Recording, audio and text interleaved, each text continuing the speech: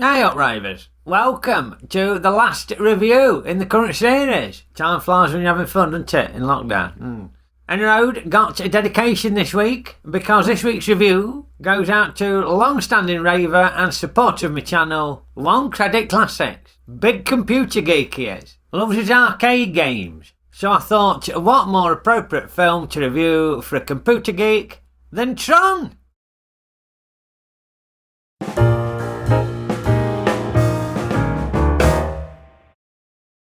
In the early 80s, folk were getting really excited about these newfangled computers. Well, it doesn't look like one, but it is a computer. And films and TV started utilising the technology in order to make the programmes seem futuristic and make it more exciting for the viewers. Well, all this way and there's nothing in it. Nothing in it. Nah, didn't always work. Although it were entertaining watching Bonnie Langford getting eviscerated by a computerised vortex.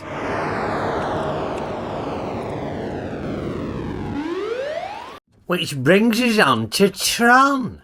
Because as far as I can make out, the whole premise of Tron were an excuse to use loads of high-tech computer gadgetry and wizardry to impress the audience. Now, Tron stars Jeff Bridges as Flynn, a sweaty man-child who owns a computer game arcade. And I think this Flynn is supposed to have a boyish charm about him, but to be honest he comes across as a pillock. Now, Flynn has had his lucrative Space Invaders-esque computer game idea stolen by the evil Dillinger, who's some chief executive of the Encom Corporation. And it's played by David Warner. Very good, David Warner. Makes a very good baddie. He's played quite a few memorable baddies. If I were doing a film and needed a baddie, I'd have David Warner in it. I think he's great. Now, there's another chap in it, played by Bruce Boxleitner, a computer programmer who works for Encom, called Alan Bradley. Not to be confused with Coronation Street's Alan Bradley. Anyway, the Tron Alan Bradley, seen here having a sneaky game of pocket billiards in the lift. He's a former work colleague of Jeff Bridges, and Tron Alan Bradley and his girlfriend decide to help Jeff Bridges find the incriminating evidence that proves that David Warner has nicked the idea to the lucrative Space Invaders-esque computer game.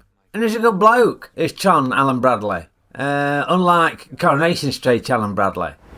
I'm taking you back to Weatherfield, now get in the car! Now, after Tron Alan Bradley and his girlfriend have helped Jeff Bridges break into the Encom headquarters, Bridges hacks the Encom computer mainframe and is close to finding the evidence that will prove that he's the rightful inventor of the lucrative Space Invaders-esque computer game. But before he can do it, Encom's artificial intelligence master control program spots what he's doing and fires this laser beam at him, and Bridges gets transposed into the computer. Now, this is the point at film at which they started using the fancy computer generated imagery stuff, but it's also coincided with the point at film at which I stopped working out what the bloody hell were going on. Now, it turns out there's loads of folk swanning around this computer world that are all manifestations of computer programs that have been developed by real people in the real world. So they look like the folk who's programmed them. I mean, as I'm saying it, it sounds bloody stupid. David Warner pops up in it as a baddie, as some sort of representation of the David Warner computer program. Except David Warner's name in this computer world is Sark for some reason. It sounds computery, doesn't it? And Tron Alan Bradley is down there and all. And Tron Alan Bradley's name in the computer world is Tron, hence the title of the film.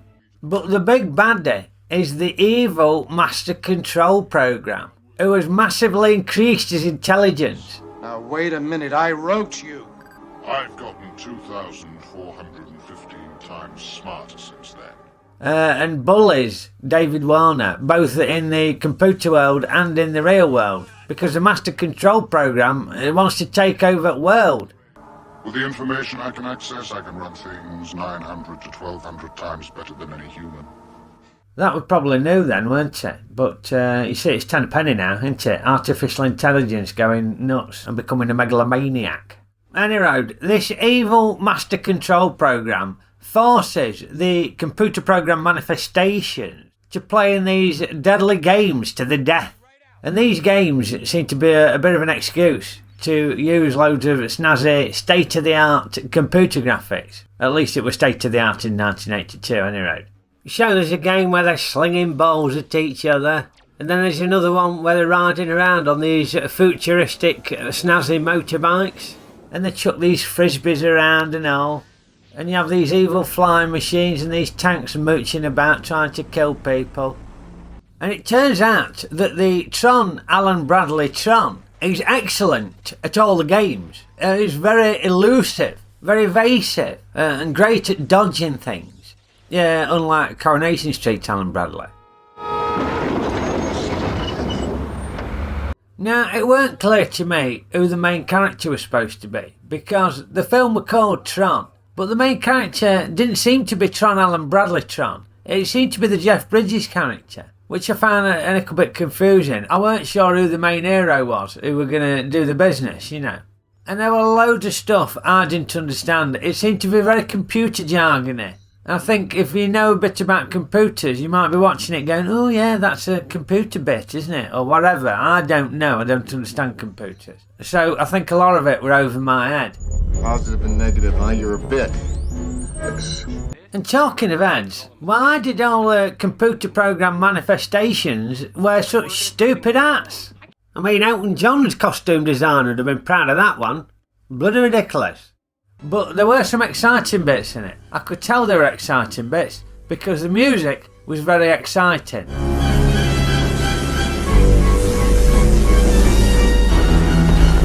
I didn't have a clue what were going on, but the music were exciting, so I knew something important were happening. Now, your problem with any state-of-the-art graphics is that it's state-of-the-art on that day, but then it very quickly becomes dated. I remember when Dire Straits' Money for Nought came out, and folk were saying, oh, look at the video, it's amazing, it's got these state-of-the-art computer graphics in. Look at it now, it's shite.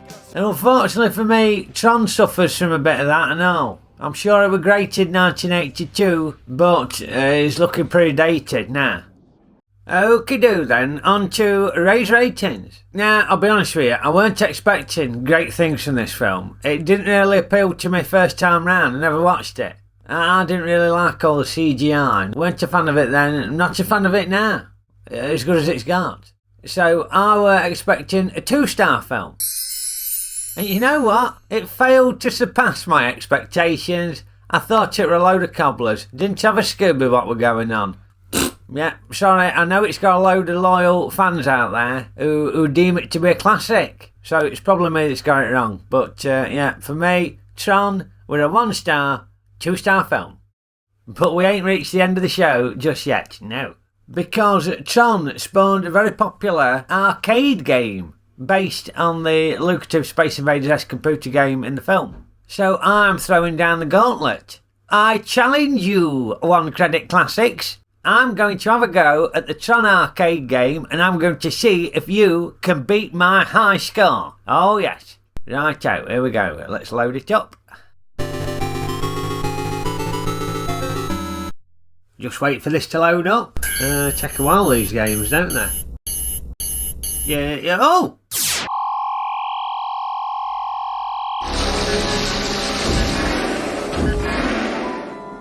Yeah, bloody hell. I've been transposed into the computer.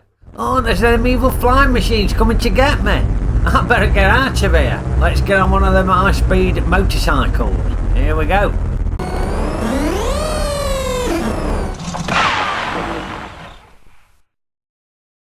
Yo, bollocks.